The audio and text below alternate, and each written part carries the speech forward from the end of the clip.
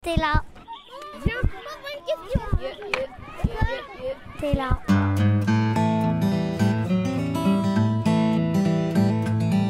Bonjour à tous, aujourd'hui dans cette émission de cuisine, on va vous faire une tarte à la rhubarbe et aux fraises.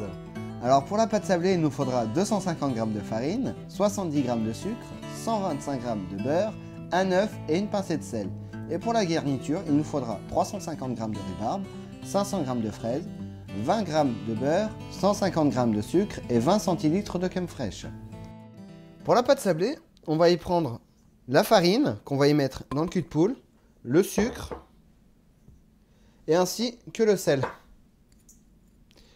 On y mélange.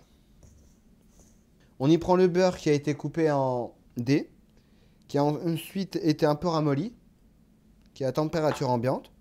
Une fois le beurre inséré dans la farine et dans le sucre et le sel, il faudra le mélanger bien correctement pour que ça donne un effet de sable. Quand tout est sablé, on y fait un petit puits. À l'intérieur, on y insère l'œuf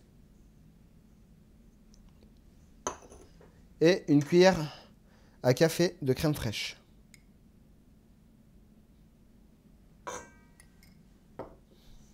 Après, on remélange. Le point essentiel avec la pâte sablée, c'est qu'il ne faut surtout pas trop la travailler parce que sinon, après, elle s'effrite trop vite. Voilà. Là, on obtient la première phase de la pâte. On va la laisser 1 heure au réfrigérateur pour qu'elle se solidifie un peu, vu que le beurre est bien mou.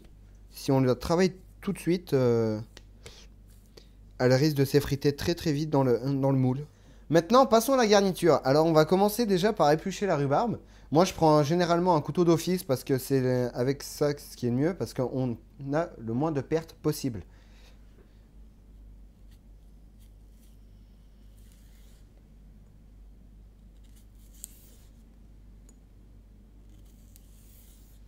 Maintenant que la rhubarbe est épluchée, on va utiliser un global dont je me sers souvent pour couper les légumes ou les fruits. Dans le long, c'est ce qu'il y a de plus simple.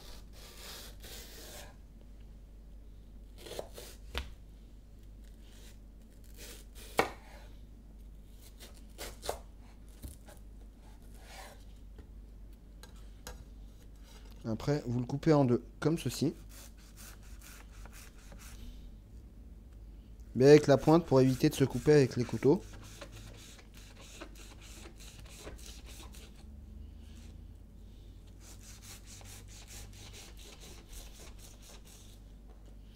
Et après, on n'a plus qu'à hacher.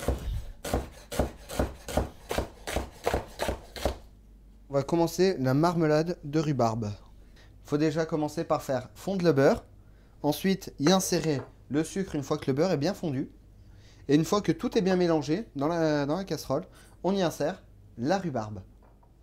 Une fois que le beurre est inséré, on peut augmenter un peu le feu, histoire que ça aille un peu plus vite. Il faut faire gaffe avec le beurre une fois qu'il est mou et fondu comme ça, parce que s'il commence à rendre noir, il faut le jeter de suite. Voilà, maintenant que le beurre est bien fondu, on va pouvoir y ajouter le sucre.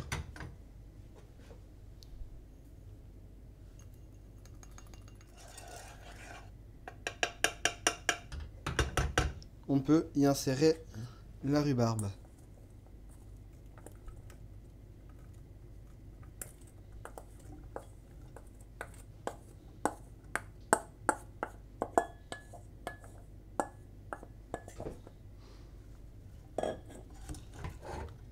Ensuite, on prend le feu et on le baisse. On va éviter justement que le beurre noircisse pour bien que la rhubarbe rende l'eau qu'elle contient pour créer la marmelade. Là déjà, on peut regarder que le beurre commence déjà à devenir un peu plus liquide à cause de l'eau que rend la rhubarbe. En attendant que la marmelade se finisse, on va préparer le moule pour la pâte. Déjà, préchauffer le four à 180 degrés. Ensuite, voilà la tête de la pâte une fois son petit séjour au frigo fini. Une fois le four mis en préchauffe à 180 degrés, on va pouvoir s'occuper du moule. Alors, petite astuce, vous prenez du beurre, sopalin. Vous beurrez tout le tour. Une fois le moule bien beurré, c'est là que l'astuce commence. Mettez un peu de farine dans le moule pour éviter justement que la pâte s'accroche.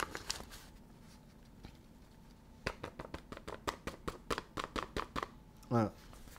Ça, en farine, ça devrait suffire. Maintenant, tapotez le moule, histoire de mettre la farine de partout. Y compris sur les bords. Maintenant, tapotez dans le vide, comme ceci. Pour enlever tout le surplus de farine. On y prend la pâte qu'on va étaler à la main dans le moule.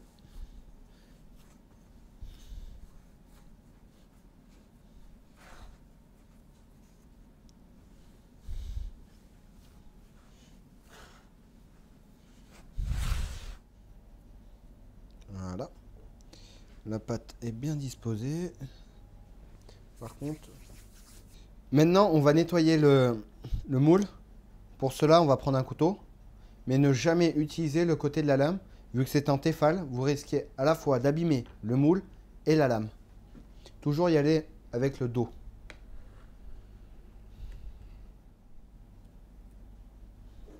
Voilà. Une fois que ça c'est fait, on pique la pâte pour éviter qu'elle gonfle. Deuxième astuce, de Marc et de Brice, c'est prendre du papier sulfurisé et de le disposer sur la pâte.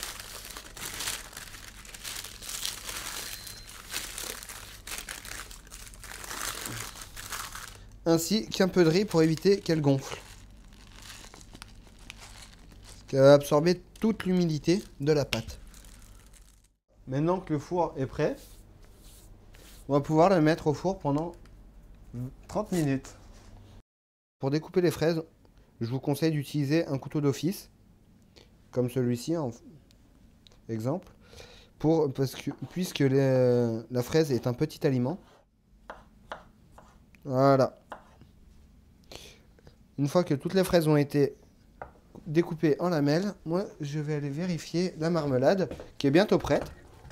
La marmelade là, comme elle est tout de suite, elle est à peu près finie. Maintenant il faut juste la laisser reposer un peu pour que l'eau qui est dessous puisse ressortir. Ensuite on y insérera les fraises. Une fois insérées, on va pouvoir commencer à touiller. Bien mélanger. Voilà.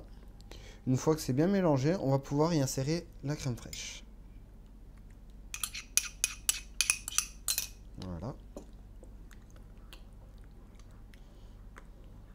Ensuite, on n'a plus qu'à insérer la marmelade dans le plat à tarte. Après, on pourra y remettre au four pendant 20 minutes.